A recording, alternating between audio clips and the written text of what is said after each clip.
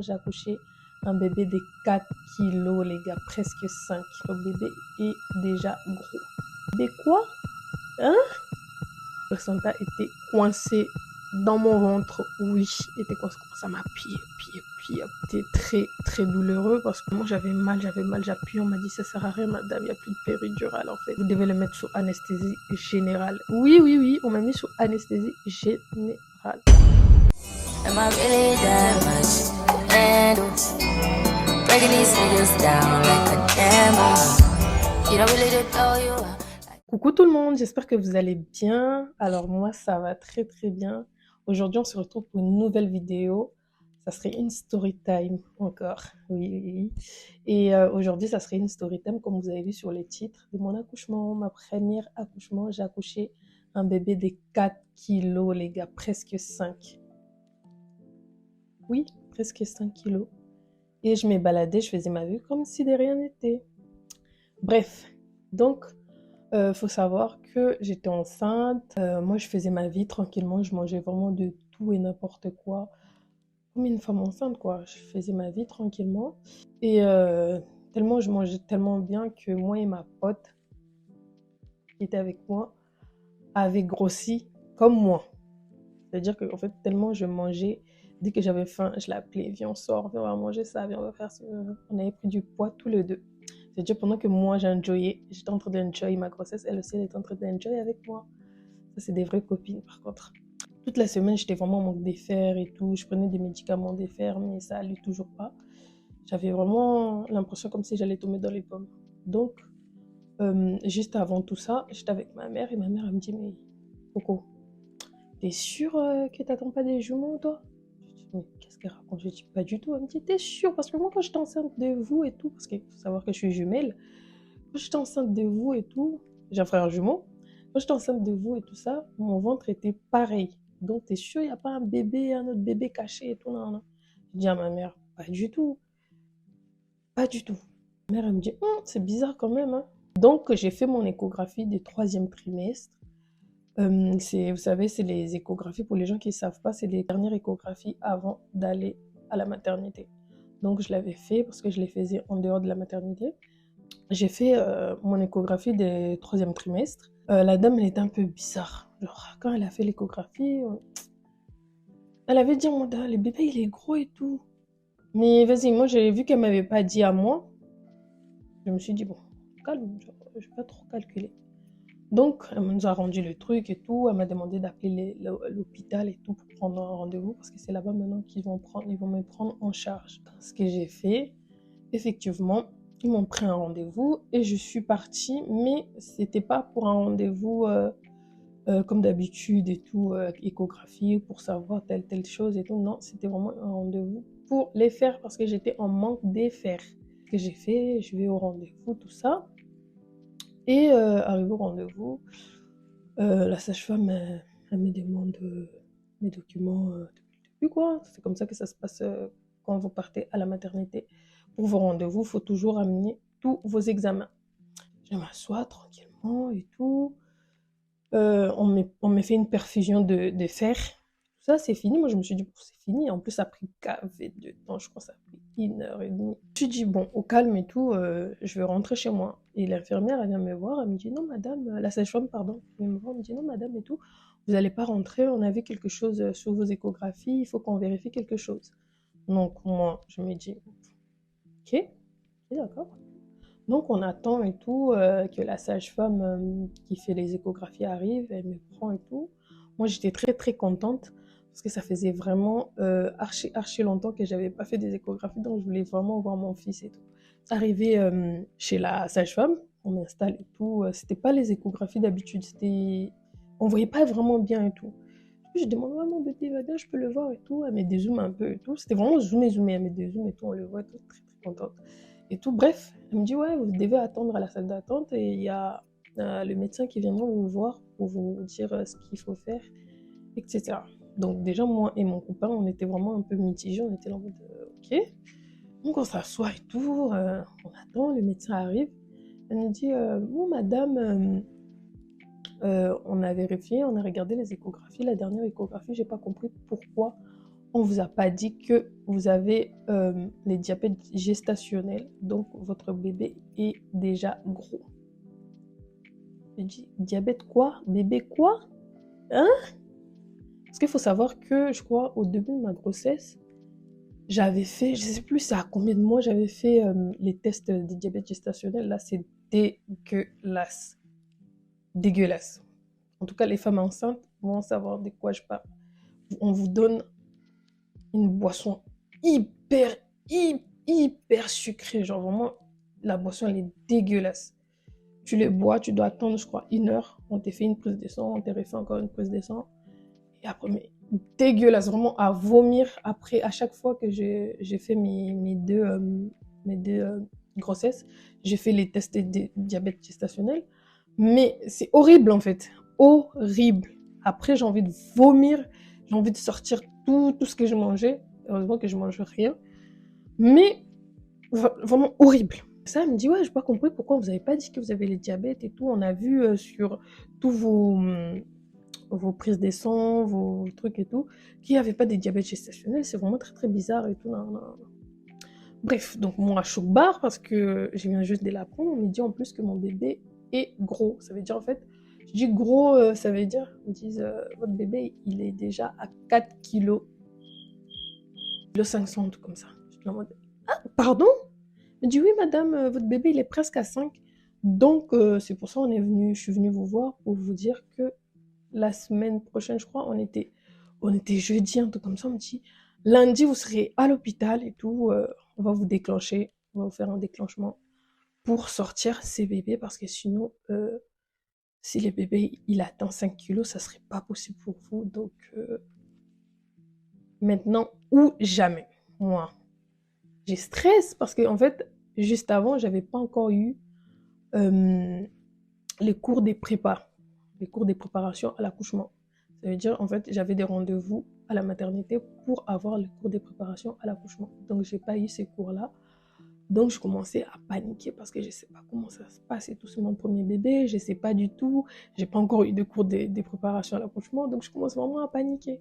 Elle me dit d'imprimer, de faire mes derniers examens et tout, des prises de sang, tout ça, tout ça. Donc, je rentre chez moi, je suis en panique. C'est-à-dire, il faut que j'efface mon sac que j'avais pas encore fait.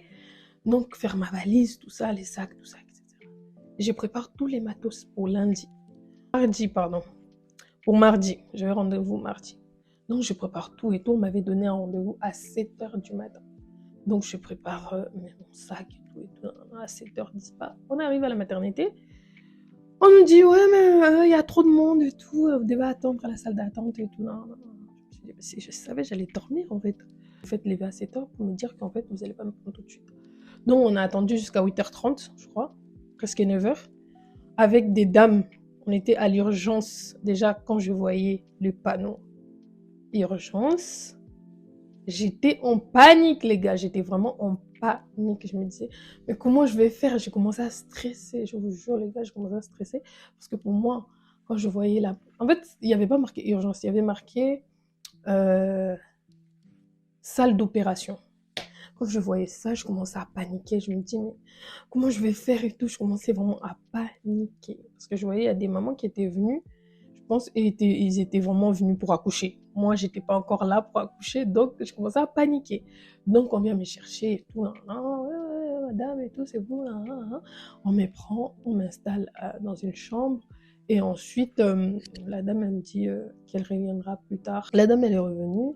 Elle m'a expliqué un peu comment ça s'est passé, les déclenchements. En gros, c'est un petit truc comme du tampon va déclencher les contractions, accélérer le travail. Voilà, exactement. Ça fait que ça accélère le travail pour me préparer à accoucher. J'espère que j'ai bien expliqué. Mais en tout cas, c'est ça que j'ai compris et c'est ce qui s'est passé. Bref. Elle m'a posé les tampons et franchement, ça allait encore. Après, elle me demande si je veux une chambre seule ou une chambre avec quelqu'un et tout après l'accouchement. Donc, j'ai dit que je veux une chambre avec quelqu'un parce qu'en fait, après, ça coûte cher. La chambre à deux, c'est pris en charge par l'assurance maladie. Donc, je me suis dit, une chambre avec deux. Franchement, moi, au point où j'en suis là, je commence à paniquer. Donc, tout ce que vous voulez me proposer là, proposez-moi. On me dit, bon, vous n'allez pas être dans la salle des naissances tout de suite, donc vous allez remonter dans votre chambre tout tranquillement, faites votre vie tranquille, comme si de rien n'était, mais vous restez avec nous ici, parce que vous ne pouvez pas rentrer chez vous.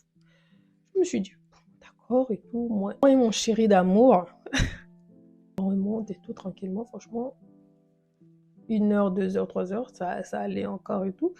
Donc, moi, je faisais ma vie et tout, tranquille. Vers le soir, je commençais à sentir des contractions, des douleurs et tout. Hein. Vu que je connaissais pas encore c'était quoi les contractions, j'ai calculé vraiment pas trop. Genre, je calculais pas. J'avais mal, mais je calculais pas. Donc, je faisais ma vie et tout, j'avais des contractions, mais vu que j'avais... En fait, il faut savoir que j'étais déjà à 37 semaines plus 2. Ça veut dire presque... En fait, 37 semaines, t'arrives déjà aux 9 mois. Donc, j'ai pas fait 9 mois plein, mais je suis déjà dans les 9 mois. Donc, entre 37 semaines et 40 semaines, tu es déjà en train de te préparer à accoucher. Parce qu'il y a des femmes qui accouchent à 37 semaines sans déclenchement naturellement. Ça arrive. Donc, ces moments-là, entre 36 et 40 semaines, tu peux accoucher à tout moment. Donc, j'étais vraiment dans le timing. Parce que moi, faut savoir que j'ai accouché en juillet, fin juillet. Et ma date d'accouchement prévue pour l'accouchement, c'était les 30 août. Donc, moi, dans ma tête, je me disais, août, c'est loin. Alors que pas du tout, j'étais déjà en juillet, en fait. Donc, on m'a attrapée, j'avais mal, toute la nuit, j'avais mal. Mais en fait, j'ai supporté la douleur. Je sais pas comment vous expliquer. Pour moi, c'était pas assez. Je sais pas comment vous expliquer, mais pour moi, j'avais l'impression que j'avais pas trop mal. Au point où j'étais... Non, genre j'étais vraiment...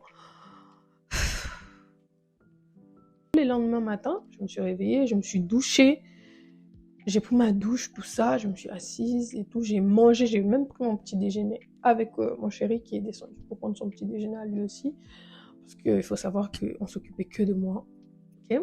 Donc lui, il était descendu pour manger et ensuite il revient, il achète à manger, il revient et tout, on mange et tout, on parle et tout, on discute. Juste après, je sens comme si je me suis fait pipi dessus, vous voyez ou pas? Donc, j'ai dit à mon chéri, ouais, est-ce que, euh, est-ce que je me suis fait pipi dessus? Donc, je m'élève, je vois vraiment que le lit, il est trempé, mon pantalon est trempé, les os là. Je suis en mode, oh! Je dis, oui, je crois, t'as raison et tout, j'ai perdu les os. On appuie sur les boutons, tac, tac, tac, tac, là. On panique, nous, on est en panique. Je me dis, j'ai perdu les os, c'est maintenant, tout de suite, je vais accoucher. Pas du tout.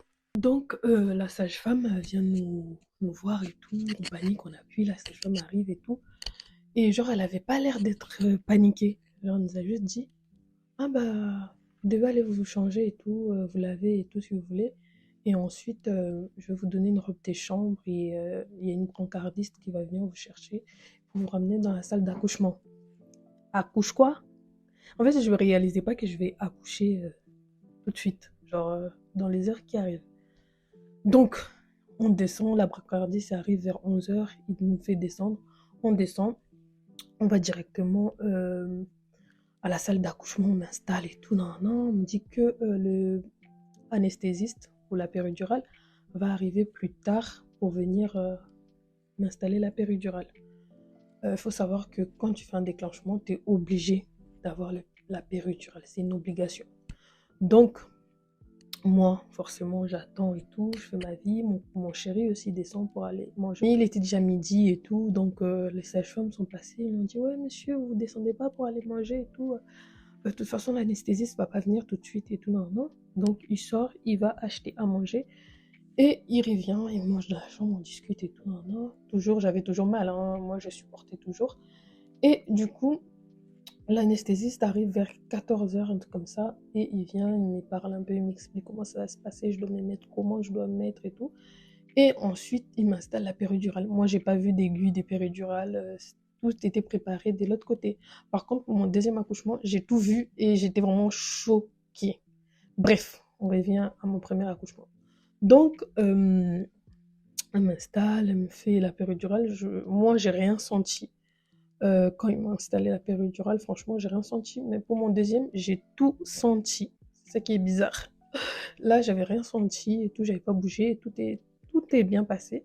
Et ensuite, je me suis installée et on m'a dit je pouvais appuyer sur le bouton pour augmenter la dose si j'avais mal. Vous connaissez votre go, j'aime abuser, donc j'ai augmenté quand j'avais juste un petit peu mal, j'ai augmenté la péridurale. Donc jusqu'à là, tout va bien, je dors, je me réveille, je mange toujours pas et j'ai toujours pas faim, bizarrement. Ça va être le soir, bon ça va être tard et on va passer directement à l'accouchement parce qu'entre temps il s'est rien passé. Donc on arrive vers minuit, on vient me voir, on me dit ouais madame vous êtes dilatée à 6 centimètres et tout. Si d'ici là vous êtes toujours à 6, on va passer par césarienne parce que le travail commence à tarder et tout. Nan, nan. Donc moi, paniquée, je me dis césarienne, ça veut dire opération, donc je commence vraiment à paniquer. Donc mon chéri me dit non, t'inquiète pas, il n'y aurait pas de césarienne et tout. De toute façon, même si ça se passe en césarienne et tout, tu vas gérer et tout, mais t'aimais pas de stress et tout ça. Là, tout va bien se passer par la grâce de Dieu et tout. Tout va bien se passer. On vient me voir encore, on me dit ouais, vous êtes toujours à 6. Je commence à souffler parce que je peux même pas marcher, je suis toujours là. On vient me voir, je suis toujours assise, ça bouge pas. Donc il était minuit, ils sont allés chercher le médecin qui est venu et m'a fait une échographie et tout. Et justement, elle m'a dit madame et tout, votre bébé regarde à l'envers. Ça veut dire en fait, pour l'accouchement, ça serait compliqué. S'il regarde toujours à l'envers, ça serait directement césarienne. Soit, bah, je suis obligée de faire une césarienne. Elle me dit, bon, on va essayer de voir et tout, vous changez des positions parce que j'étais allongée, je pouvais pas bouger parce que la péridurale faisait son effet. Ça veut dire quand on vous met la péridurale, vous sentez plus vos jambes. Vous sentez une sensation de froid au début et après vous sentez rien. Vous pouvez même toucher comme ça, vous sentez rien, rien, rien du tout. On peut même vous pincer, rien. On m'a même mis des glaçons. Je sentais rien du tout. Je change de position, on me met sur l'autre côté, plié un peu comme ça et tout. Non, non, elle me dit ouais, je vais revenir dans quelques minutes et tout pour, pour voir si la position du bébé a été changée. Donc vraiment très très sympa le médecin. Elle revient, elle vérifie, elle voit que ah oui oui c'est bon parce qu'en fait il avait la tête en l'air, c'est-à-dire sa tête regardait vers l'en haut. C'est pas la position fétale pour qu'un enfant puisse sortir du ventre. Donc, on m'a changé, on m'a positionné et j'ai dû faire d'autres positions. On m'a mis un ballon sur les lits où je devais bouger. Non, sur les lits, hein. Sur les lits, pas par terre, sur les lits. Parce que je pouvais pas bouger en fait. Donc, après ça, elle est revenue, elle a regardé, elle m'a dit ah bah ça va et tout, tout. Il est revenu normal et tout va bien se passer et tout. Non, non. Elle part, elle me dit quand même qu'elle va m'assister à l'accouchement. Donc elle s'en va, 1h du matin. 1h du matin, la sage-femme, elle vient, elle me dit vous êtes dilatée à 7, c'est déjà bien, mais le travail va vraiment très doucement. Et si je reviens d'ici là, 1h30 et tout, vous êtes toujours pas dilatée, on passera à la salle des césariennes. Donc moi, paniquée, je vous dis, j'étais en transpiration, j'étais vraiment en panique. Donc elle sort, elle s'en va et tout. Moi je commence à dire à mon copain, ouais, je me sens pas bien et tout, nan, nan, nan. Tout, elle revient et tout, elle regarde un peu tout ce qui est perfusion et tout si c'était bien et tout, nan, nan. Et d'un coup on entend, les Français, on entend un cri d'une dame qui tape un cri. J'entends tous les sages-femmes en train de courir dans les couloirs. Parce que juste avant, moi je suis croyante, donc j'avais fait ma prière avec mon chéri. On s'est dit, il n'y aurait pas de césarienne, on a prié et tout. Et juste la minute après, la dame elle est rentrée et il y a une dame qui a tapé genre un cri et tout le monde est sorti. Elle m'a dit, ouais, désolé, tout ça, je reviens tout de suite. Elle s'en va. Je crois elle est partie, elle m'a oublié, hein, la dame. Il y en a une qui est passée, qui m'a dit, ouais, vous allez bien, vous avez besoin de rien et tout, non. On dit, bon, il y a une urgence et tout, on peut pas trop rester ici, mais si vous avez un problème, vous pouvez sonner, il y a mes collègues qui sont à côté et tout, qui viendra vous voir. Il y a une autre dame qui est venue vers 5h, donc j'étais déjà dilatée à 8.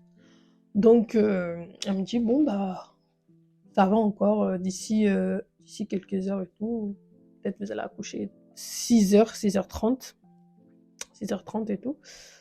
On me dit, vous êtes dilaté à 9, presque 10, donc le travail va bientôt commencer. On commence à installer, je vois qu'on commence à installer des chaises. Mon lit qui était truqué, on commence à les casser en deux. Ça devient, hein, on voit vraiment 6h45, un peu comme ça, parce que 7h15, parce que j'ai accouché à 8h. Excusez-moi, parce que ma caméra, elle a coupé, donc voilà. Donc on m'a installé et tout, et c'était l'heure du pousser en fait. On me dit, ouais, vous voulez, on m'explique un peu comment pousser et tout. Au début, j'arrive pas, on me dit, si j'arrive pas, vous pouvez arriver, au bout d'un moment, ils m'ont dit, si j'arrive toujours pas, on va passer par césarienne. Mon chéri m'a dit, non, faut pas pousser comme ça et tout. Tu sais, il m'explique un peu, tu sais, quand tu vas aux toilettes et tout, qui t'es constipé et tout ça, tu forces et tout. Non, non, il m'explique et tout.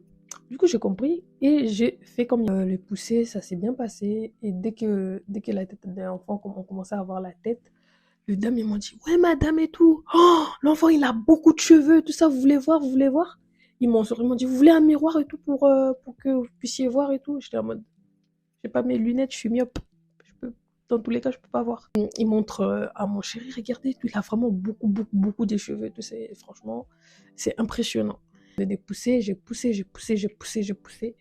J'avais plus de force, les gars. J'avais plus de force, vu que j'avais rien mangé depuis la veille, à 9h.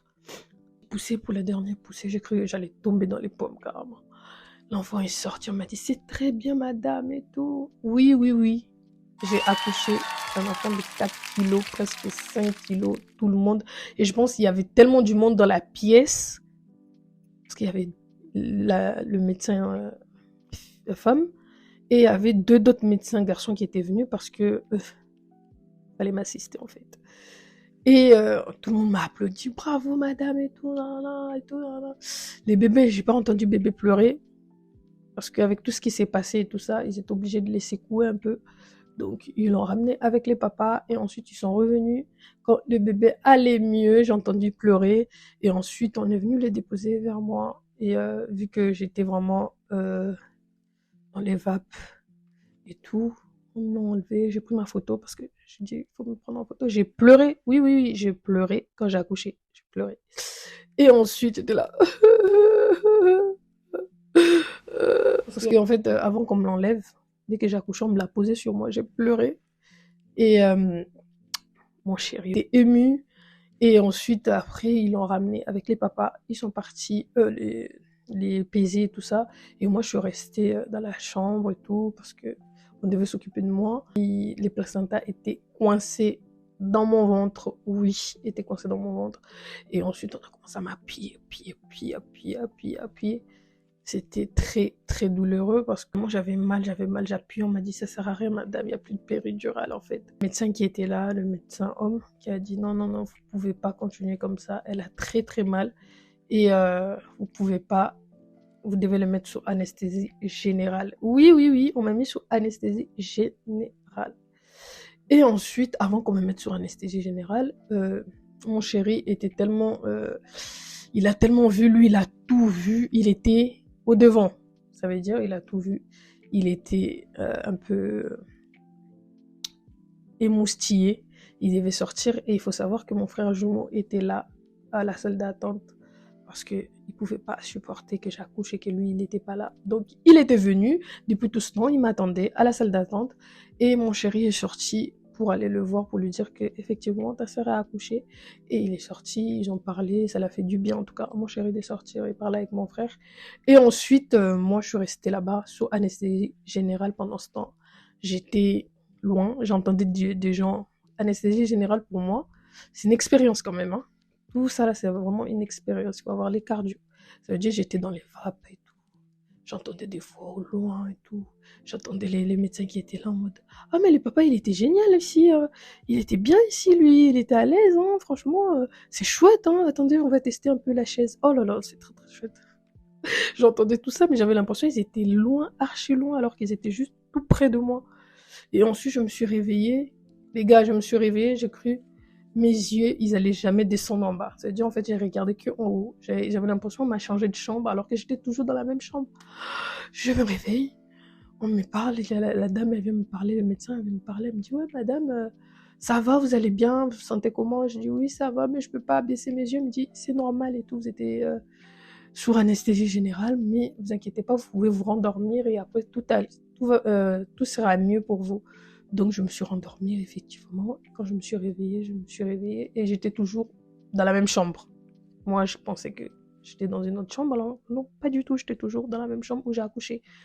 Ensuite, j'ouvre mes yeux, dès que j'ouvre mes yeux, je vois mon chéri rentrer dans la chambre, je me suis dit, oh, Dieu merci, il est venu et tout. Lui, il n'était pas du tout au courant que j'étais sous anesthésie générale, c'est moi, je lui ai dit. Donc, je rentre parce que j'entendais, ouais, heureusement, pendant que j'entendais les médecins en train d'être contents, hein, de dire, ouais, les papas étaient contents, j'ai entendu, ils ont dit, heureusement que les papas, il est sorti parce qu'il n'aurait pas supporté de voir tous ces sangs. Ça veut dire, en fait, la période, le placenta, tout ça là, ça allait, peut-être qu'il n'avait pas supporté, donc c'était mieux qu'il sorte. Heureusement qu'il était parti. Donc il revient, je lui explique un peu tout et tout, je lui montre qu'on m'a fait une perfusion et tout. Les médecins arrivent aussi pour lui expliquer tout ça, et ensuite, pendant ce temps, mon petit bébé était placé sous couveuse. C'était un bébé beaucoup trop secoué. Il n'était pas vraiment, c'était pas le moment pour lui de sortir là tout de suite. Donc, il était un peu émoustillé lui aussi. Donc, il devait être sous couveuse. Donc, juste après, moi, tout allait mieux. Je me sentais mieux.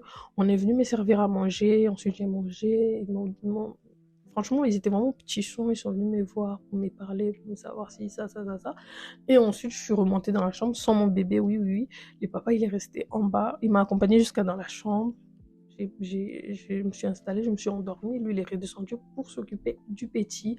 Et ensuite, ils sont venus me voir pour me dire, ouais, si je voulais descendre pour aller voir le petit et tout, à tout moment, je pouvais sonner pour aller descendre pour voir mon bébé. On a fait les premiers tétés et c'est vraiment horrible. Il faut le dire, c'est horrible. Ça fait mal. Les remontées de ça, on en parle. C'était vraiment... Je suis restée là-bas pendant 1h30 carrément et ils se disaient, mais madame, et tout, vous n'êtes pas trop fatiguée, vous voulez pas rentrer et tout, vous voulez pas aller vous reposer. Je disais, non, non, moi je me sentais mieux. Hein. Moi, après tout ça, là, je me sentais bien. Hein. Pour eux, ils avaient peur pour moi, moi je me sentais mieux. Savoir que je suis restée une semaine à la maternité.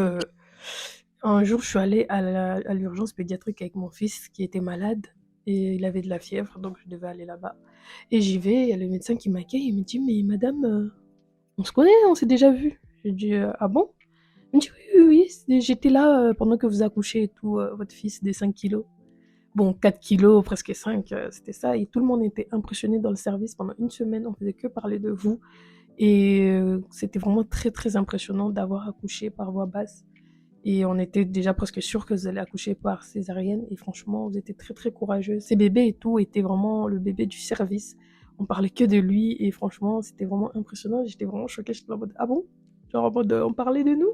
Genre, on est des stars, en fait, du service. C'était vraiment très, très impressionnant, même pour moi, l'allaitement, découvrir les tranchées, hein, les douleurs des tranchées, les douleurs de remontée de lait, hein, les douleurs de premier tété. Hein, tout ça, euh, c'était vraiment incroyable.